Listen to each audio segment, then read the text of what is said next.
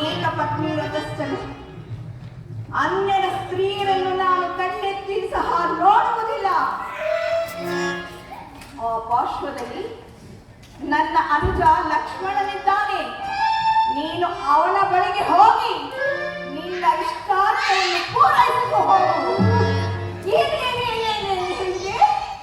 ನಿನಗೆ ತಮ್ಮನೂ ಒಬ್ಬನಿರುವನೇ, ಸುಂದರವಾಗಿರುವನೇ. ಆಗಲಿ, ನಾನು ಅಲ್ಲಿಗೆ ಹೋಗುತ್ತೇನೆ. ಓ ಪಿಯಾ,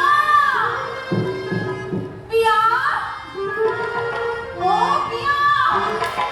ಅಯ್ಯೋ, ಎಷ್ಟು ಸುಂದರವಾಗಿರುವನು ಈ ಪಿಯಾ. ಏ ಲಕ್ಷ್ಮಣ ಮನ ಮನ ಮನ, ಸುಮ್ಮನೆ ನಿಲ್ಲು. ನಿನ್ನನ್ನು ಮನಸ್ಸು ವರಿಸಲು ಬಂದಿರುವೆನು. ಆದ್ದರಿಂದ ಪ್ರಿಯ ಬಾಬಾ, ಪ್ರಿಯ ಬಾಬಾ,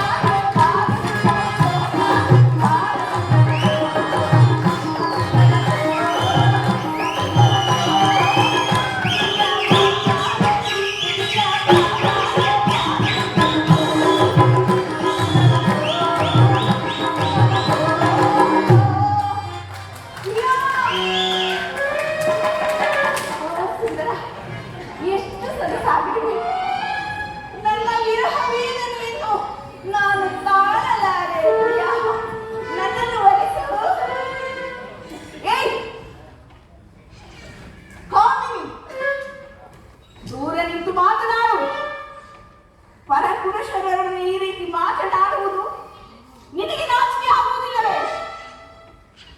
ಆ ಪಾರ್ಶ್ವದಲ್ಲಿ ನಮ್ಮ ಅಣ್ಣ ಶ್ರೀರಾಮಚಂದ್ರನಿರುವನು. ನೀನು ಅಲ್ಲಿಗೆ ಹೋಗು, ನಿನ್ನ ಇಷ್ಟಾರ್ಥವನ್ನು ಪೂರೈಸಿಕೋ.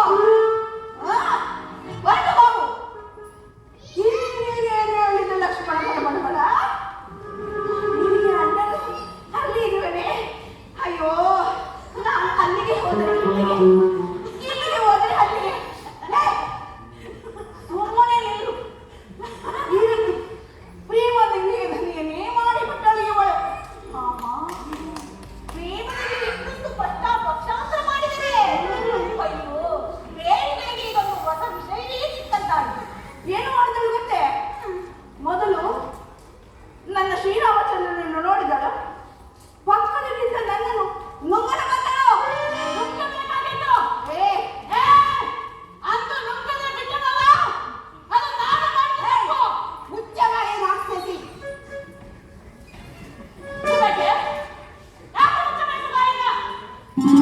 ಹೆಂಡತಿಯ ತಂಟೆಗೆ ಬಂದರೆ ಗಂಡಸರು ಸುಮ್ಮನಿರುವರೆ.